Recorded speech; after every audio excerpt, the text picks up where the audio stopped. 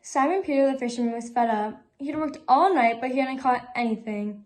He sat on the shore, washing his nets. Suddenly, Simon Peter heard the sound of many voices. He looked up and saw Jesus walking toward him. A crowd of people pushed and jostled. Everyone wanted to see Jesus. Simon called Jesus, "Would you take me out in your boat? Take me out a little way so I can talk to the people. Then everyone will be able to hear me." "I can do that," replied Simon Peter. "Jump in." Simon rowed out a little way. Jesus sat in the boat and taught the crowd.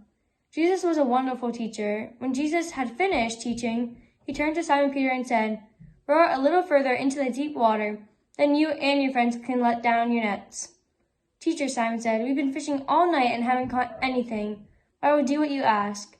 So Simon rowed out and let down the nets. To Simon's astonishment, the fishermen began to catch fish, loads of fish. The biggest catch of fish that Simon had ever seen in his life. The nets began to break. Simon Peter called his friends James and John to help pull in the nets. What an enormous catch of fish it was. None of the fishermen had ever seen so many fish. Everyone was amazed. Simon Peter thought about all the times he had not followed God's ways. "I don't deserve to have all these fish," he thought. "I shouldn't even be with Jesus." "You should leave me," Peter said to Jesus. "I haven't always done the right thing."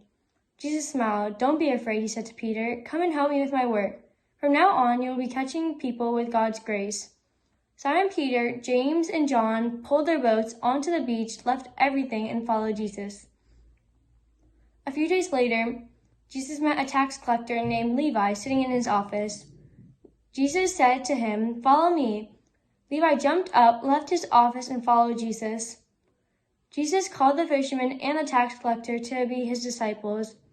Soon, Jesus called other men, including Bartholomew, Thomas, Judas, Philip, and Andrew, to follow him. Jesus also called women, Joanna, Susanna, and Mary Magdalene, among others. They followed, watched, and listened.